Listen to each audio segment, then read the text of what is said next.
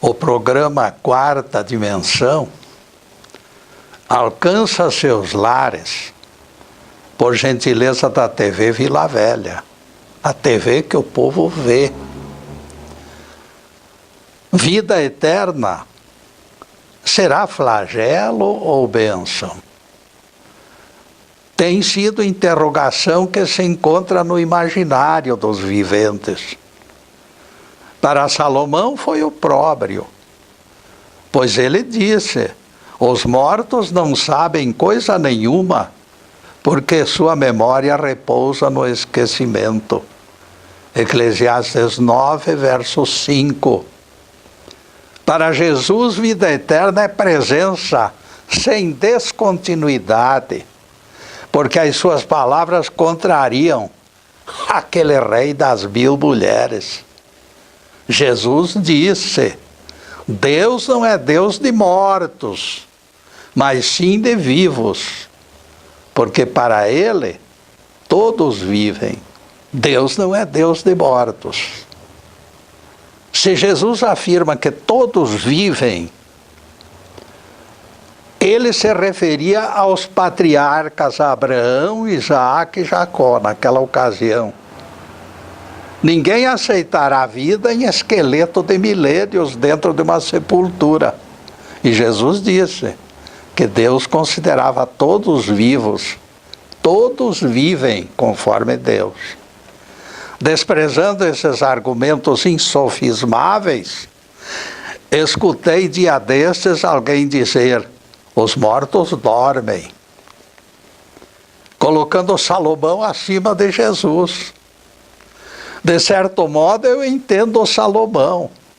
Desesperado com a sua vida vazia, a depressão o levou a registrar seu desejo de morte mesmo para valer. Jesus, porém, conhecedor das maravilhas que alcançaremos, depois do aprendizado, é claro, propagou a realidade de que para Deus todos vivem. Deus não é Deus de mortos, mas de vivos. Em espírito, é claro, porque o corpo não representa coisa alguma. Cuidando da imagem e do som, contamos a presença de capacitados e bons amigos que nos tranquilizam quanto à qualidade da transmissão. O tema de hoje será: vida eterna é flagelo ou bênção? A Bíblia nos surpreende algumas vezes divulgando conceitos até mesmo aparentemente antagônicos. Palavras pronunciadas por Jesus nos foram transmitidas pelo Crispim dos Anjos, com evidente propósito de criar embaraços. A imortalidade de berço que você defende, Getúlio, me disse o Crispim, virou pó de traque. O mestre disse o seguinte em oração contida no 4º Evangelho: vida eterna é esta, conhecerem-te a ti, o único e verdadeiro Deus, e a Jesus Cristo que enviaste. João 17, verso 3. E o Crispim remata os termos da sua arguição declarando: desde que conhecer Deus e o Cristo são exigências para alcance de vida eterna, fica prejudicada a tua tese de automática concessão, Getúlio. Quem não conhece a Deus e ao seu Filho não será imortal, pontifica o Crispim triunfante. Foi o próprio mestre quem definiu a exigência, mostrando que vida eterna não é presente de berço. A interpretação do Crispim dos Anjos ganha força quando surgem outras palavras contidas na mesma oração. Dirigindo-se a Deus, Jesus refere-se à sua própria pessoa dizendo: Deste-lhe poder sobre todos os homens, a fim de que dê vida eterna a todos os que lhe confiastes. João 17, verso 2. Percebam que outra vez o Nazareno vincula a eternidade ao agrupamento que Deus lhe confiara. Aqui, a pergunta crucial escapa como pássaro cativo para fora da gaiola. Sem preenchimento de condições, acaso não existirá vida eterna? Eis a questão, eis o dilema. Nesse caso, baseados nesse entendimento, alguém poderia concluir que nossos espíritos poderão ser mortos. E Jesus já avisou, o espírito ninguém mata.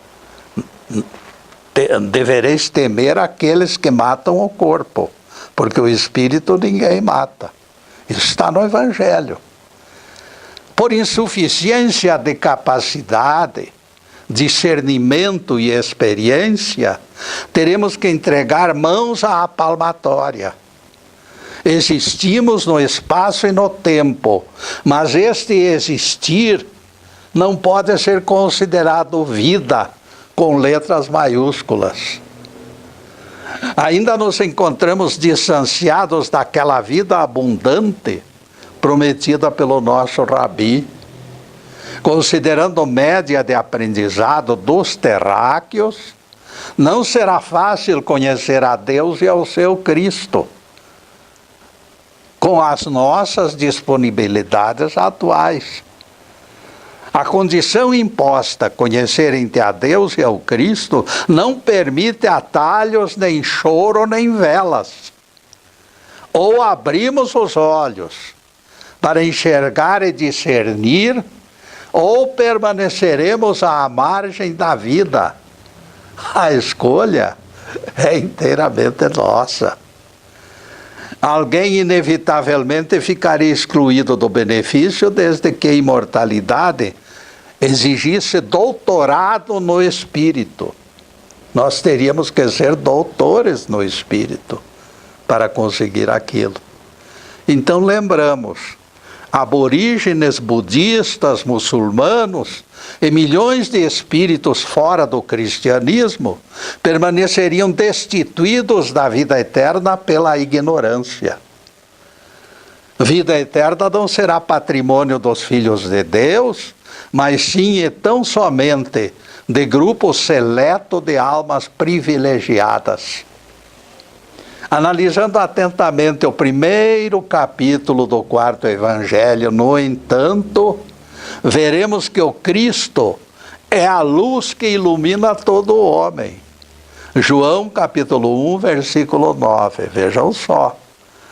O ignorante, o pobrezinho, aquele que nunca estudou, o analfabeto até, recebe aquela luz, porque toda pessoa recebe, diz o Evangelho. E a palavra todo, essa palavra todo, ela indica a universalidade de qualquer coisa.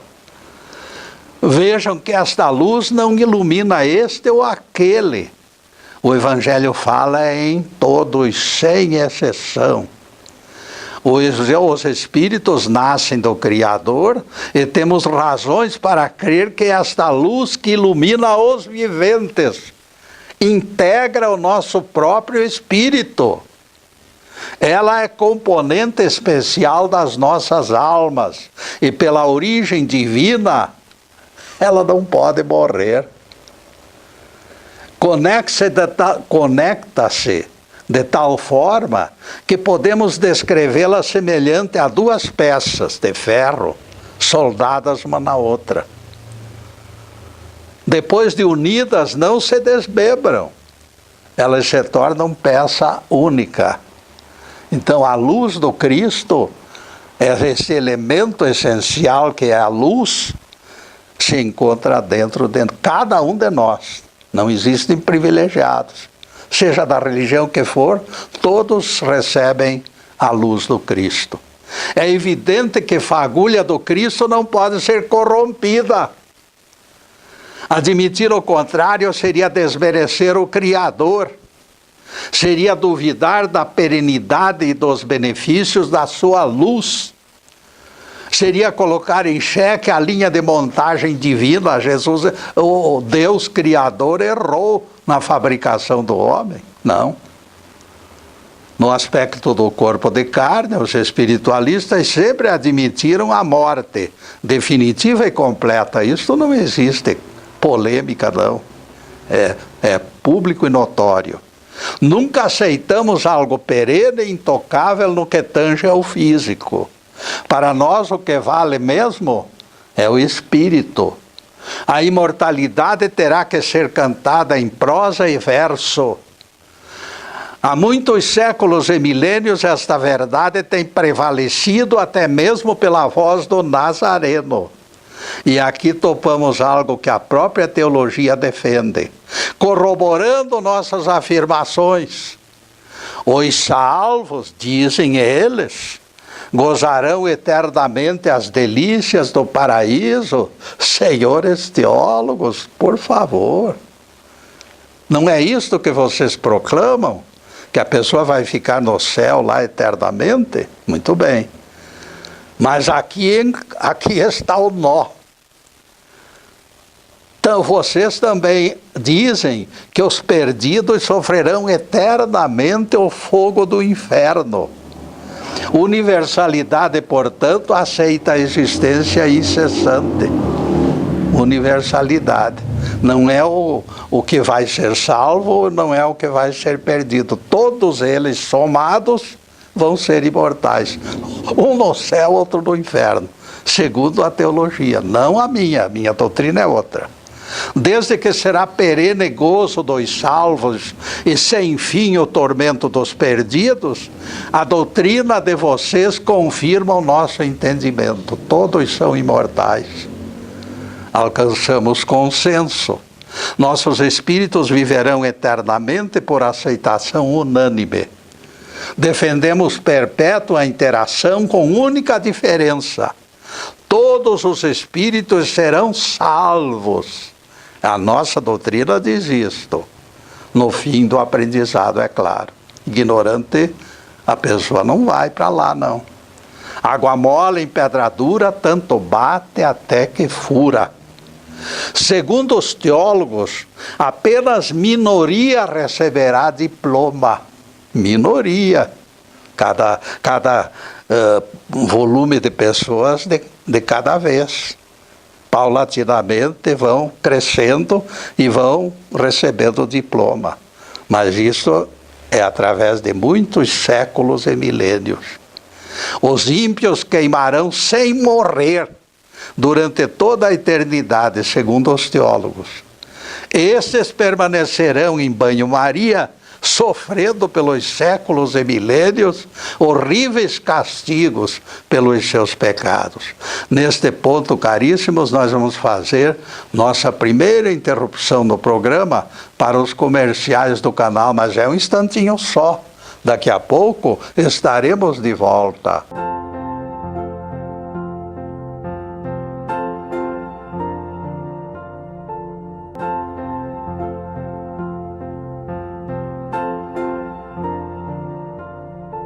Já estamos no segundo bloco do programa Quarta Dimensão. Nosso site está na telinha e nós convidamos vocês para acessá-lo. Aos telespectadores repetimos o pedido de sempre. Por favor, comentem esses trabalhos com seus amigos. Com estrutura pequena, somente com divulgação de vocês atingiremos melhores índices de audiência. A palestra Jesus ordenou trabalho no sábado continua liderando as visualizações e nela foram colocados preciosos ensinamentos. Nosso querido Neto Ricardo disponibilizou palestras para acesso pelo site. A página no site é Getúlio no YouTube 1, mas também tem a Getúlio no YouTube 2. Bastará acessar uma delas e aparecerão inúmeros títulos. Clique no escolhido, aproveite conteúdo e colabore na difusão. O programa Quarta Dimensão é gravado nos estúdios Fernando Martins e as palestras ficam armazenadas, esperando sua audiência pelo Facebook Live TV Ponta Grossa. Quaisquer que sejam as figuras que surjam, procurem as palavras Quarta Dimensão para identificar trabalhos feitos por nós. Agradecemos a cordialidade do acolhimento do Fernando, do Zube e do Alisson. Além da cordialidade, meus amigos, será justo acrescentarmos competência e vontade de acertar. Agora o tema, vida eterna, é flagelo ou bênção? Segundo doutrinadores sádicos, embora os apenados clamem pela morte definitiva, o cara no inferno lá quer morrer logo, acabar de vez. O Pai Celestial recusa libertá-los, na opinião deles. O sujeito pode ter cometido o único delito e não teve tempo de pedir perdão, e pronto. Você vai atravessar a eternidade nas chamas do inferno. Será possível atribuir este grau de crueldade naquele que é chamado Pai por Jesus e pelo evangelista João é chamado de Deus de amor? Deus é amor. O mesmo Deus que manda amar aos inimigos, nós somos obrigados a amar os inimigos. De repente é aquele mesmo Deus queima os próprios filhos e os mantém vivos eternamente. Como aceitar tamanha contradição? Se esse sofrimento ensinasse algo, ainda seria menos brutal o impacto, mas ele nada ensina. Graças a Deus, jamais acreditamos nesta ridícula invenção. Se o inferno fosse eterno, todo o seu espaço seria buraco negro. Na misericórdia e no amor do Pai das alturas. Até este momento, amigos, explicamos vida eterna pelo comprimento dela, ou melhor dizendo, pela duração da onda. Em seguida, procuraremos analisá-la pela qualidade. Também esta interpretação é exigida pelas palavras de Jesus. Vida eterna é esta, que te conheçam a ti como o único Deus verdadeiro e a Jesus, o Cristo que enviaste. João 17, verso 3. Enquanto imortalidade é patrimônio de todos os espíritos em geral, todos eles, sem exceção alguma, consciência da vida eterna já não é tanto assim difundida, não. Ao contrário, é algo seletivo. Deus nos criou espíritos imortais, mas não nos capacitou percepção das maravilhas desta experiência interminável.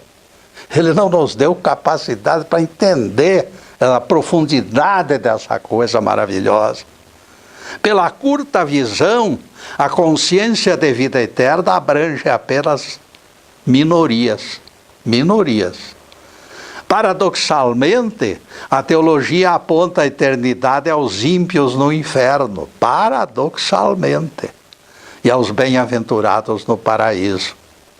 Os dois lados estão com a eternidade em suas mãos. Uma é maldição, outra é bênção. Em nossa doutrina, depois de criados, 100% dos espíritos viverão para sempre. 100% dos espíritos. E todos os espíritos, mais tempo ou menos tempo, serão salvos. Porque Deus Deus tem capacidade para salvar, dando tempo para que a própria pessoa se esforce e lute.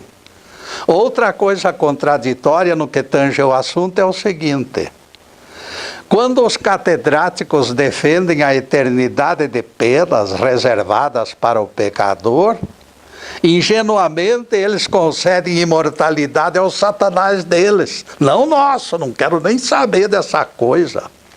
Se o inferno fosse eterno e os castigos também, esta figura maligna forçosamente viveria para sempre. Coisa de louco! Como o foguista obrigado a manter as fornalhas acesas, ele não pode morrer. E neste ponto, se o maligno existisse, desmoronaria parte da sacralidade da vida eterna. Esgotado este assunto, acreditamos oportuno penetrar na controvérsia principal do nosso tema de hoje. O terreno já está preparado. É só lançarmos semente e com certeza colheremos ótimos resultados. E a pergunta é a seguinte: por que Jesus exigiu recíproca para alcance da vida eterna? Como diz o Crispim logo no início da nossa palestra, vida eterna é esta: conhecerem-te como o único Deus verdadeiro e a Jesus Cristo que enviaste. João 17, verso 3.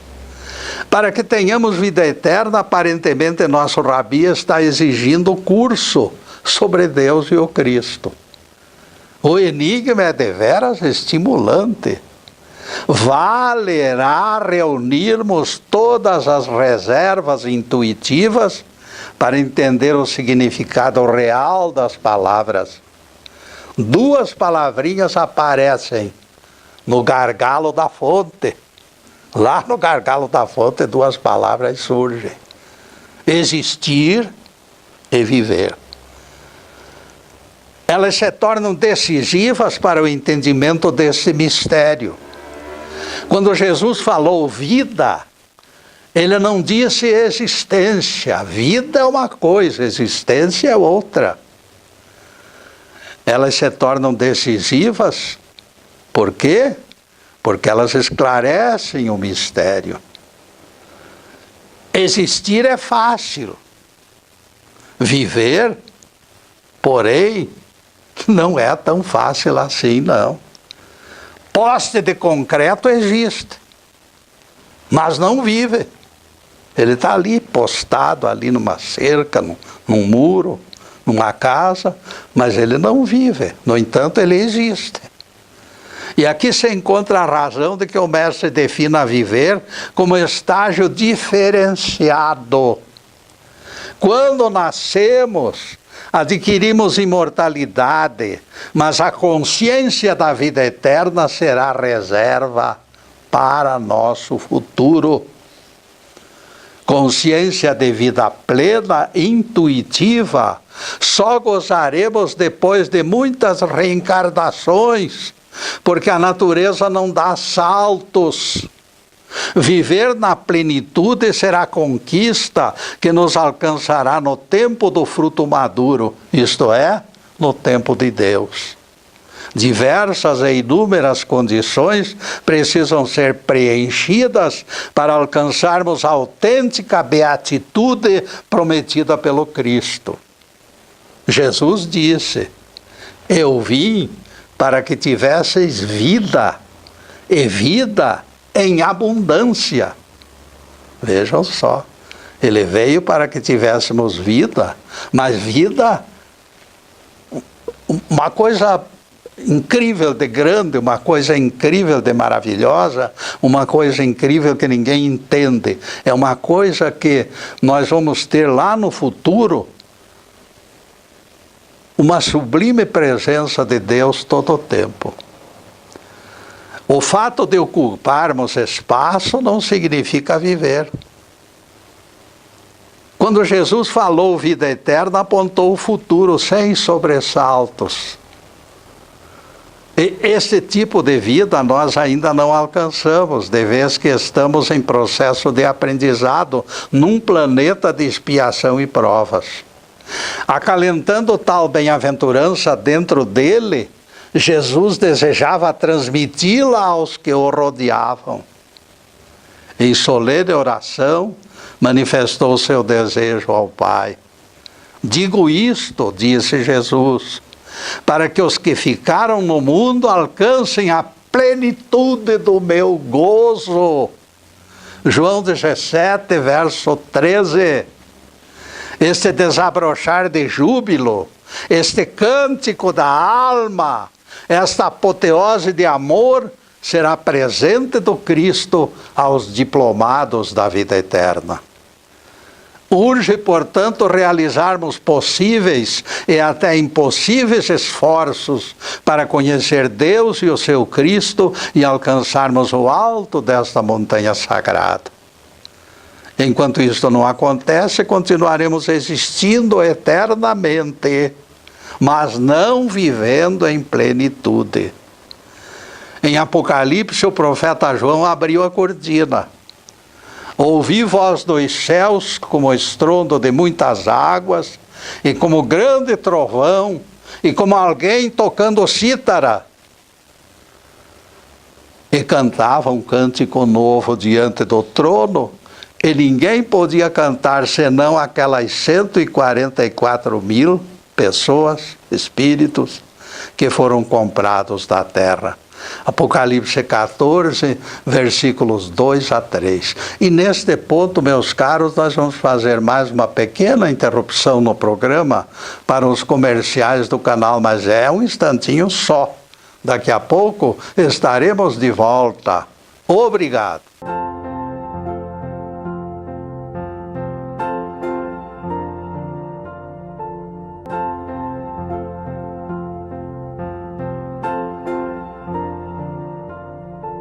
Estamos retornando com o programa Quarta Dimensão, terceiro bloco. Vocês certamente se surpreendem com a prodigalidade de Jeová, quando faz vista grossa ao genocídio exercido contra nações mais fracas.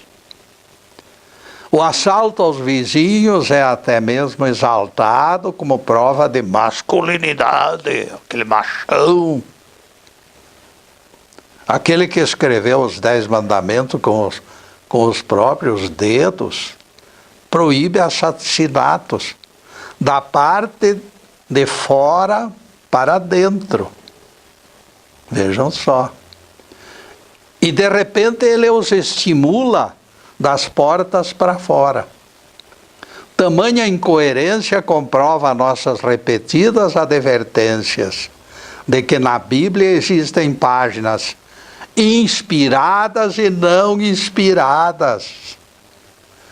O legislador divino não poderia descumprir suas próprias leis. Alguém estava interessado nesta modificação. A proibição de matar e roubar fazia parte do decálogo. Os povos eram tão primitivos que se atreveram a colocar seus dedinhos sujinhos na massa.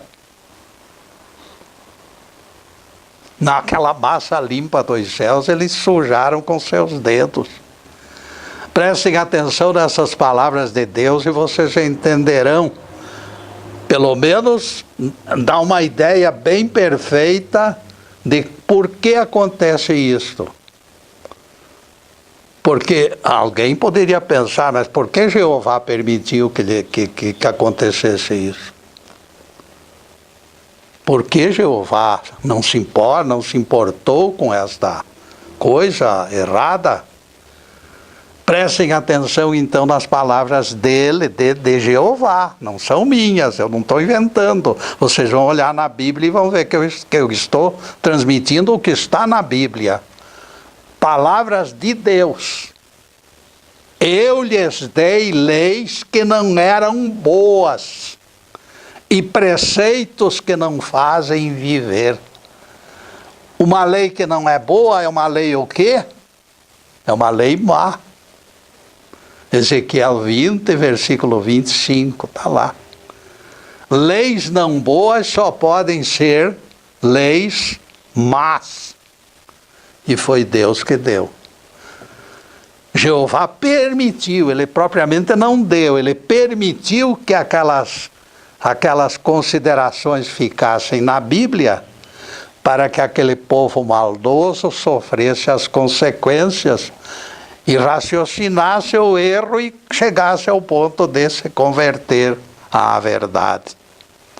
Até hoje continuamos perplexos diante dessas contradições que, como joio, se espalhou pelo trigal das Escrituras Sagradas.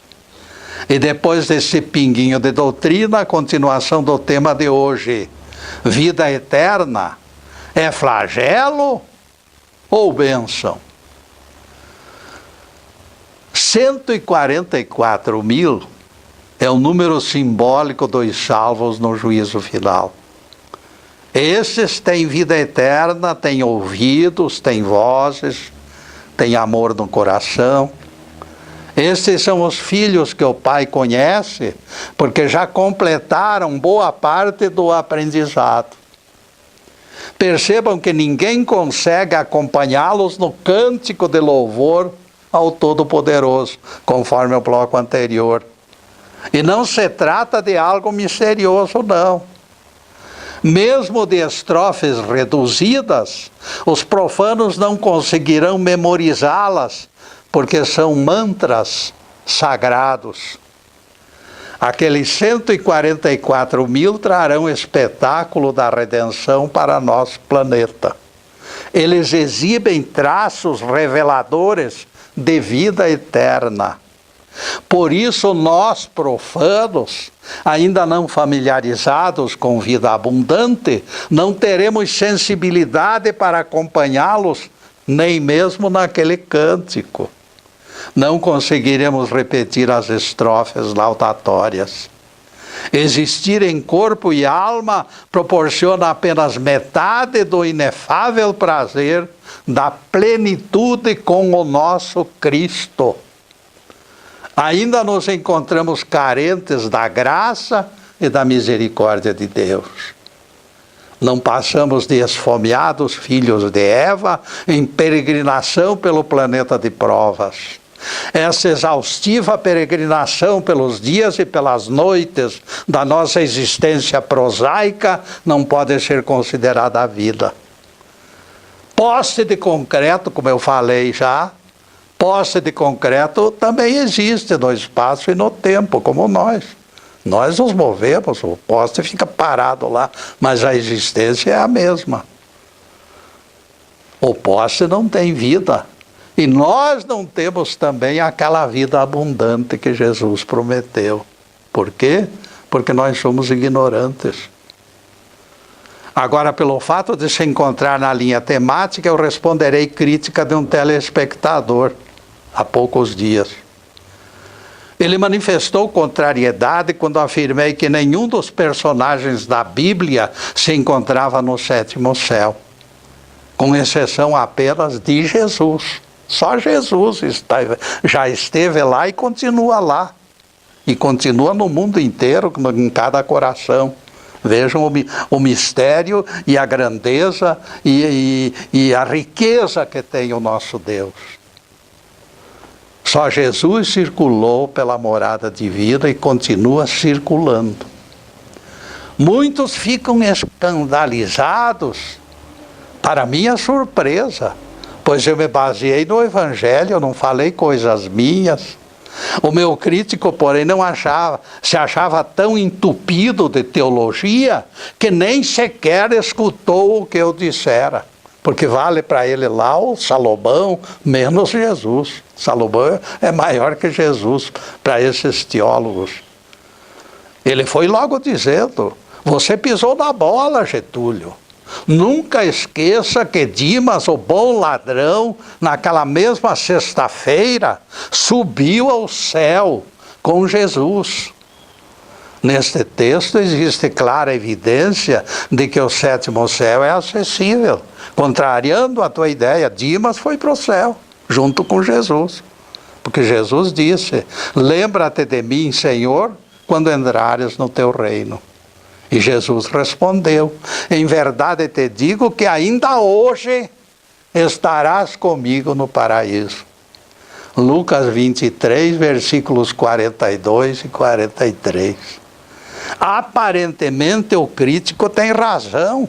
Disseram pessoas em nossa volta, todo mundo ouriçado contra mim. Pela letra da Bíblia, Jesus prometeu que o ladrão crucificado estaria com ele naquele mesmo dia no paraíso. E quem é você, Getúlio, para negar isso? Você foi promessa do próprio Jesus. Se pesquisarmos o relato bíblico, no entanto, verificaremos que o mestre nem sequer esteve no paraíso naquela sexta-feira. A Bíblia nos conta isto. O apóstolo Pedro diz que na sexta-feira Jesus desceu à mansão dos mortos para pregar evangelho a espíritos desencarnados, ainda na época do dilúvio. É o que está escrito. Eram malfeitores encarcerados desde os tempos de Noé, cujos crimes hediondos não lhes permitiram reencarnar. De tão nojento e ignorante era aquelas figuras que nem reencarnar eles conseguiram. A carta de Pedro diz assim, vejam lá: morto sim na carne, mas vivificado em espírito, no qual foi e pregou aos espíritos em prisão, desobedientes dos dias de Noé. 1 Pedro 3, versículos 18 a 20. Se o nosso Rabi permaneceu em espírito na mansão dos mortos e só voltou para ressuscitar no domingo, ele não esteve no paraíso. E não levou Dimas, porque se ele não esteve, Dimas sozinho não iria para o paraíso. O local visitado por Jesus se afigura mais inferno do que céu. Vejam só. Temos outra prova de que Jesus não esteve ao lado do bom ladrão no paraíso. Não esteve. No domingo, vejam só, no domingo, Maria Madalena esteve no sepulcro onde esperava encontrar o corpo de Jesus. Aproximando-se dela, Jesus por trás, assim apareceu, já ressuscitado, no domingo ele ressuscitou, ele disse, só uma palavrinha assim, Maria. Ela voltando-se, lhe disse em hebraico, Rabone, que quer dizer mestre. Esquivando-se das suas demonstrações de afeto e alegria, Jesus lhe advertiu, não me toques, Maria, porque ainda não subi ao céu. Não subi ao céu. Domingo, vejam só, domingo. Ele não tinha subido ao céu. João 20, versículos 16 e 17. No domingo da ressurreição, Jesus ainda não retornara aos céus. Portanto, o bom ladrão também não retornara, não fora aos céus junto com ele. O bom ladrão não esteve no paraíso na sexta-feira, conforme prometido. Isso aparentemente, porque daqui a pouco eu vou explicar. Mas então, como se esclarece este imbróglio, Getúlio? O Nazareno terá faltado com a verdade? Foram perguntas do meu crítico. Não, Jesus não faltou com a verdade, eu respondi. O mestre ficou satisfeito, mas surpreendido com a reação de Dimas. Dá para imaginarmos a esplêndida visão intuitiva daquele bom ladrão de olhos bem abertos, contemplando o Rei Jesus, embora coroado de espinhos. Homem de braços abertos, pregado com cravos, mãos e pés, numa cruz de madeira, surgiu na visão de Dimas com a majestade da realeza. Este homem estava sendo torturado desde a madrugada, jogado de Caifás para Pilatos, de Pilatos para Herodes. Foi açoitado e o sangue escorria pelo seu corpo. Jesus desceu até o último degrau do opróbrio naquele fim de semana, quando foi morto e sepultado, sofrendo sede e fome durante horas de torturas, humilhações e desrespeitosas imprecações. Ele alcançara o fundo do abismo, arrastou a cruz até o alto do Monte das Caveiras e sentiu frio. Aquele homem, Jesus, mais parecia trapo, sem vida, antes de morrer. Continuaremos no próximo bloco, caríssimos, porque agora nós vamos interromper um pouquinho o programa para os comerciais do canal. Mas é um instantinho só. Daqui a pouco estaremos de volta.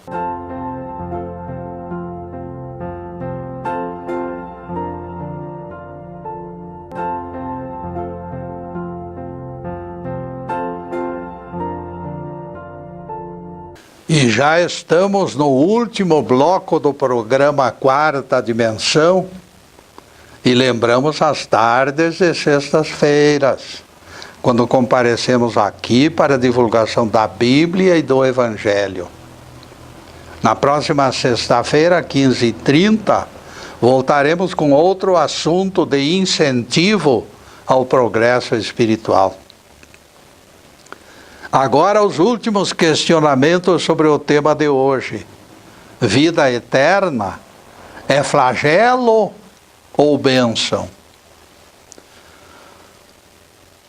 Faltavam poucos momentos para se completar a hora nona, quando o crucificado entregaria seu sacrifício nas mãos do Pai. Pois foi exatamente neste momento de aparente derrota que o apelo de Dimas chegou aos seus ouvidos. Lembra-te de mim, Senhor, quando entrares no teu reino. Lucas 23, versículo 42, palavras do bom ladrão. É inacreditável que tal testemunho tenha acontecido. Aquele ladrão terá perdido o senso das proporções? Ele teria algum problema na visão? Como pode ter visto nobreza naquele homem, despojado de tudo, quase nu, suarento e ensanguentado? Os apóstolos corriam de lá para cá, daqui para lá, sem saber o que fazer. Pedro, horas depois, o negaria. Eu nem conheço este homem. As mulheres de Jerusalém choravam desconsoladas e desesperançadas. Judas, atingido pelo remorso da traição, já pensava na morte. Foi o brado de Dimas que salvou aquela tarde cinzenta. Jesus ainda teve forças para responder ao 13º apóstolo: ainda hoje estarás comigo no paraíso. Lucas 23, versículo 43. Palavras de Jesus. Mas Getúlio, depois de tantas evidências, você ainda se atreve a provar que Dimas não esteve no paraíso celestial naquela sexta-feira? Como pode tanta teimosia, Getúlio? Meus caros, o 7º céu é a morada de Deus. Dos terráqueos naquele lugar, só Jesus se encontra. O paraíso, porém, não se encontra aqui ou acolá. O paraíso, meus amigos, é estado de espírito que há muito tempo está pedindo acolhida no interior das nossas almas.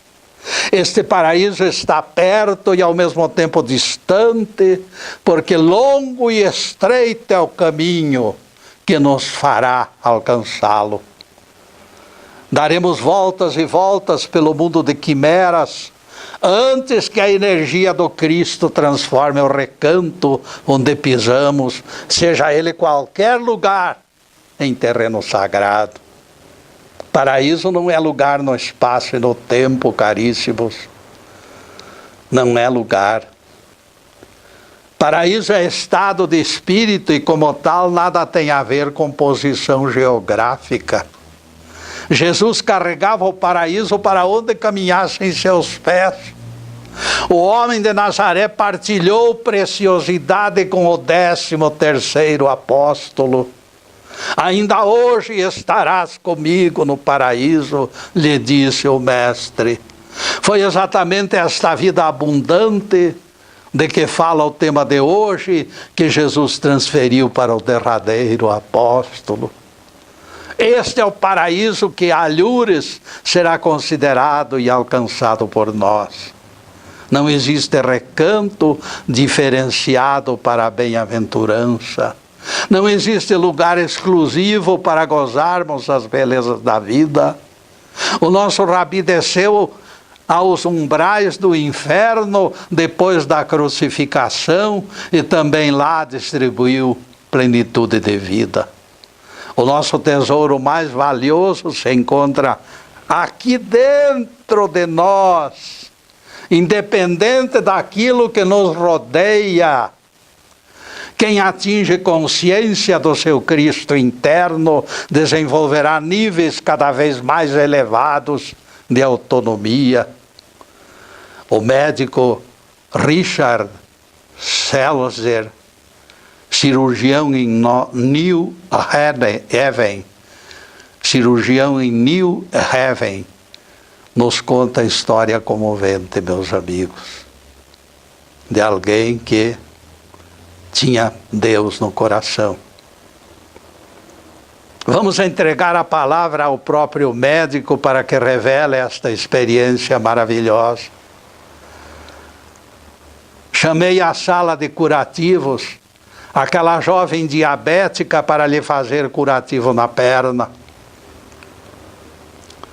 Ela não podia ver a mancha negra que lhe tomava os pés e o tornozelo e ameaçava espalhar-se pelo corpo, porque Irene era cega e não enxergava nada.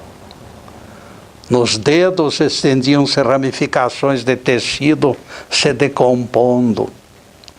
Embora sem os olhos para enxergar a ferida, as fortes dores dos membros em decomposição tornavam-se insuportáveis. Há mais de ano eu vinha extirpando aquele tecido viscoso, limpando, medicando e tentando arrancar-lhe as raízes, mas sem resultado algum. Eu sabia que procurava enganar o mal por falta de coragem para intervenção mais profunda. Eu sentia medo por ela, declarou o cirurgião emocionado.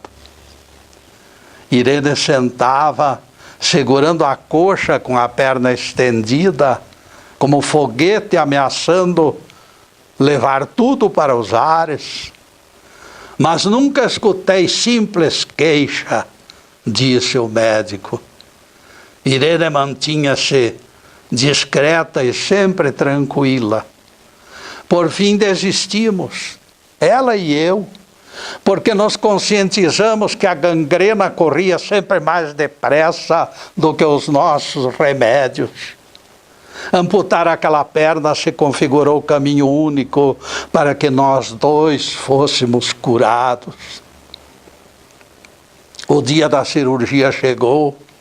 Eu vi aquele corpo retesado pela dor, milagrosamente alcançar relaxamento profundo e adormecer na hora da cirurgia. Quando levantei a camisola da moça e apalpei o lugar onde iria cortar, tive que sorrir diante da surpresa. Pouco acima da rótula, a mulher cega desenhara um rosto. Circunferência com 2 orelhas, 2 olhos, nariz e a boca revirada para cima, numa clara demonstração de alguém sorrindo. Por baixo daquele rosto desanuviado e franco, a jovem cega escrevera: sorria, doutor.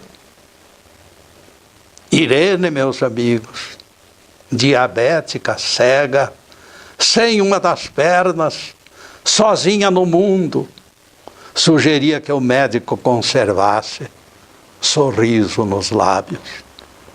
Que exemplo maravilhoso, meu Deus!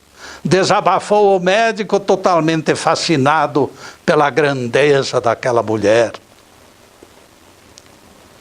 Irene se tornou atestado bem vivo e bem real de que aquele Jesus que nasceu há 2000 anos desceu à terra realmente para nos trazer vida, e vida com abundância. Louvado seja Deus. Que o Senhor nos abençoe e nos guarde.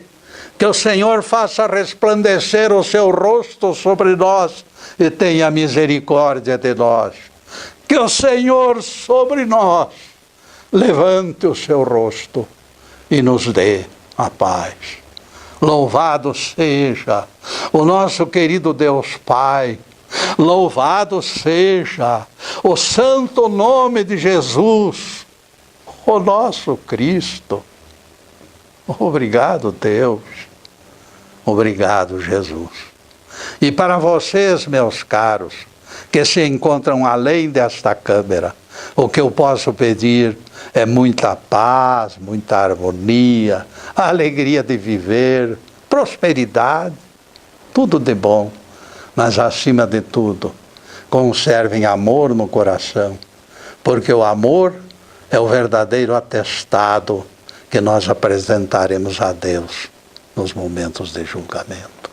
Muito obrigado, meus amigos, e boa noite.